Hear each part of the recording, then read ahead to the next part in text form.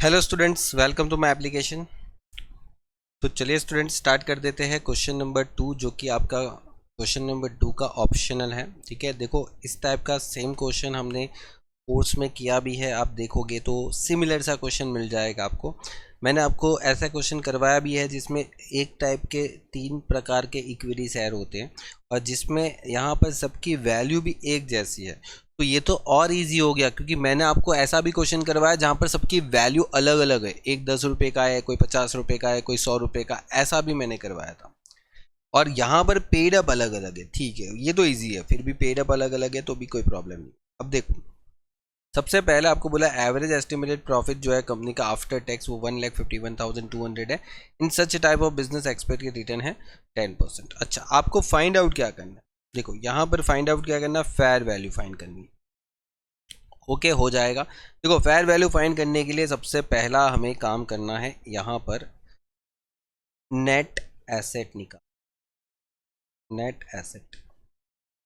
अब देखो net asset निकालने के लिए आपके पास क्या होना चाहिए, तो यहाँ पर होना चाहिए लाइक एसेट। ओके, जिसमें आपके पास नॉन करंट एसेट है। ओके, और एक दूसरी है करंट एसेट। अब ये दोनों मिला के देखें तो 20 लाख और 5 लाख कितना हो जाएगा, 25 लाख। सिंपल। उसमें से आपको लायबिलिटीज माइनस करनी है। अब देखो लायबिलिटीज माइनस करने में यहाँ पर एक ही लायबिलिटीज है, जो भी 70,000 के क्रेडिटर्स। ओके, इसके अलावा तो कुछ भी नहीं। तो ये 70,000 के क्रेडिटर्स माइनस कर दें तो 24,30,000 का आंसर आएगा। फिर अगर प्रेफरेंस शेयर कैपिटल है, प्रेफरेंस शेयर कैपिटल है तो वो भी लेस कर देते, लेकिन वो नहीं है तो अपना काम इजी हो गया। चलो वो आपका अमाउंट ही नहीं है। फिर कॉल इन एरियर्स कितना अमाउंट है? देखो आपको पता है कि यहाँ पर नंबर ऑफ शेयर कितने होंगे। देखो नंबर ऑफ शेयर आपको खुद निकालने हैं। यहाँ पर कैसे, 9 लाख और एक शेयर 100 रुपये का और फुल्ली पेड अप है, मतलब 100 रुपये। तो शेयर की नंबर्स कितने हो जाएंगे, 9,000, क्योंकि 9 लाख का 100 से डिवाइड होगा। यहाँ पर शेयर कितने हैं, वो 100 रुपये का, लेकिन पेड अप 70 है, तो 70 से डिवाइड होगा बेटा, 70 से डिवाइड होगा, ध्यान रखना। 9,000, ये 360 100 रुपये का शेयर है, लेकिन डिवाइड किससे होगा, 40 से, जो पेड अप वैल्यू है उसकी, 9,000। तो ओवरऑल देखें तो आपके पास सब कुछ मिला के कितने शेयर हो गए, 9,000 9,000 9,000, 27,000 शेयर हो गए, एक जैसे सभी वैल्यू के 100 रुपए की। अब यहां पर सवाल यह है कि आपके पास 100 का 70 पेड अप है। ओके, 100 का 70 है, तो बाकी जो 30 रुपीज़ है और यहाँ पर जो 40 रुपीज़ पेड अप है, तो बाकी बचा 60 रुपीज़, वो अनपेड है। ठीक है, तो वो हमें यहाँ पर कॉल इन एयर्स में दिखाना है। जैसे 9,000 इंटू कितना 30 और 9,000 इंटू कितना 60, तो 9,000 इंटू 30 कितना आ जाएगा, 2,70,000, और 9,000 इंटू 60 कितना आ जाएगा, 5,40,000। 24,30,000 प्लस 2,70,000 प्लस 5,40,000, आंसर हो जाएगा 32,40,000। और ये अपने लिए नेट एसेट का काम करेगा, net asset for equity. Okay, तो अभी मेरे को निकालना है इंट्रिंसिक वैल्यू। क्या होगा, बुक वैल्यू। देखो net asset divide by number of share. अब नेट एसेट आपके पास है 32,40,000, नंबर ऑफ शेयर जो है ना वो 27,000 है। इक्विटी शेयर, सारे इक्विटी शेयर मिला दिया, क्योंकि सब 100 रुपये के ही है, सब 100 रुपये के है, तो मैंने बोला था सबको टोटली कर लो। ठीक है, तो डिवाइड बाई 27,000, डेट मीन्स के 120 रुपीज़।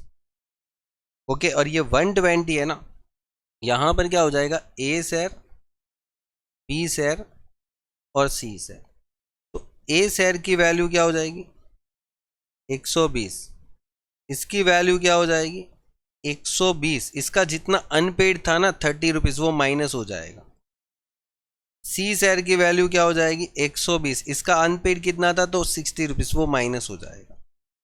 इसने जिसने पैसे अभी अनपेड है ना वो माइनस कर दो, कितना आ जाएगा 90। ओके, जिसका पैसा अभी तक आया नहीं है उसको क्या कर दो, माइनस कर दो, अनपेड है उसको माइनस कर दो, तो क्या हो जाएगा, ठीक है, और ये आ जाएगा 60। हो गया। अब ये आगे बढ़ा है तो यहां पर हो जाएगा मार्केट वैल्यू।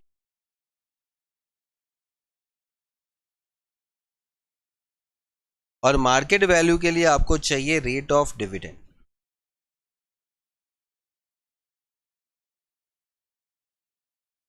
और रेट ऑफ डिविडेंड जो है वो कितना है, तो देखो रेट ऑफ डिविडेंड यहां पर आपको मिल जाएगा 51, 151 200, ये आपका एवरेज प्रॉफिट है। तो यहां पर क्या हो जाएगा, average profit divide by paid up capital into 100।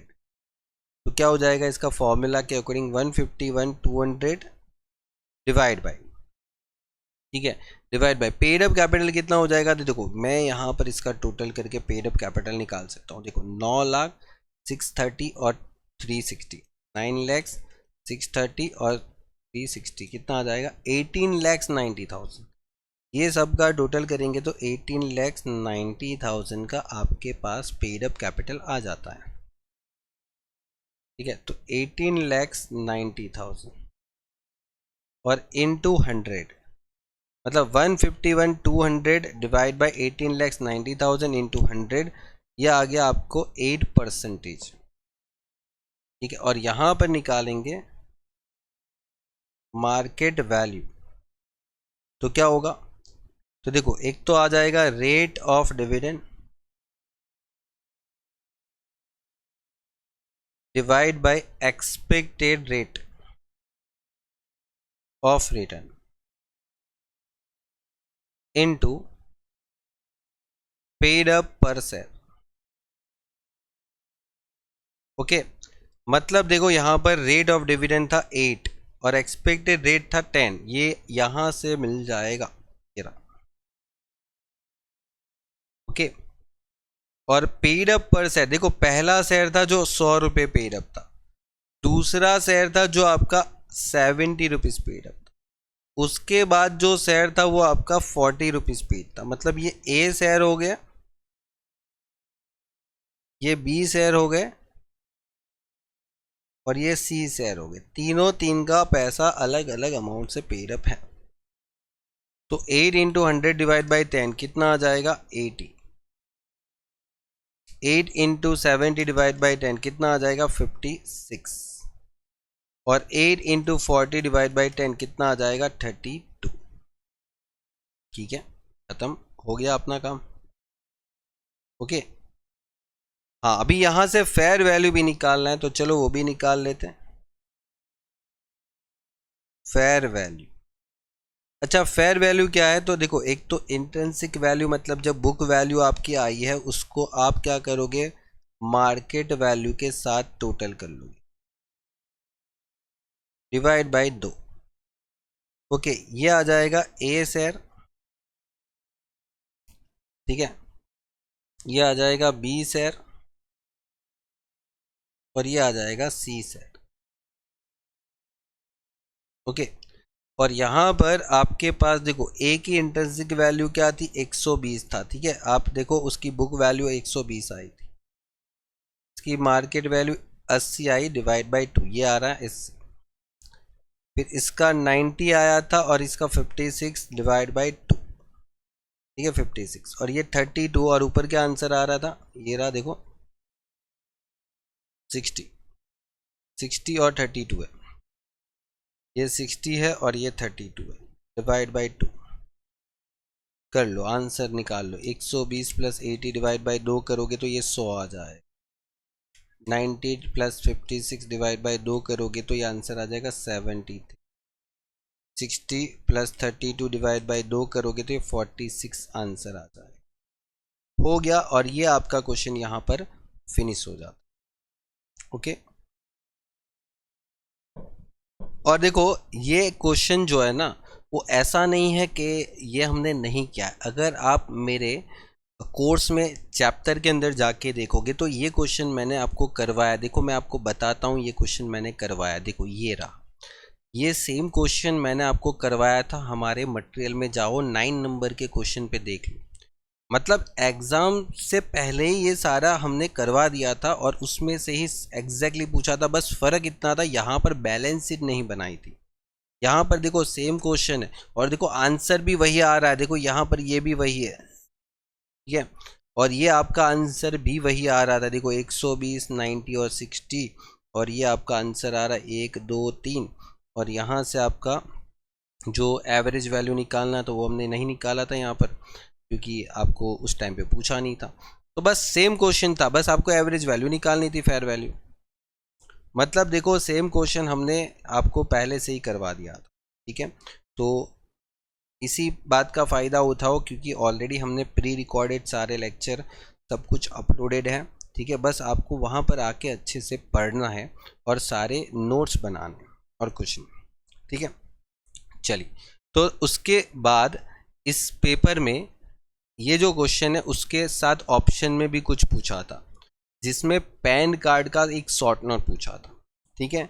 तो पैन कार्ड का शॉर्ट नोट भी देखो एग्ज़ाम से पहले मैंने आपको इम्पोर्टेंट थियरी दिया था। उस थियरी के अंदर भी आपको शॉर्ट नोट मैंने बताया था पैन कार्ड, ठीक है, जो PAN पैन नंबर, ठीक है, ये आपको बुक्स में बहुत अच्छे से लिखा हुआ है, उसको पढ़ लो, ठीक है। थियरी पूछ सकते हैं यहाँ पर, नहीं तो वापस किसी और पेपर में भी पूछ सकते हैं। ओके, चलिए, तो good bye and take care. मिलते हैं नेक्स्ट लेक्चर में नए क्वेश्चन के साथ।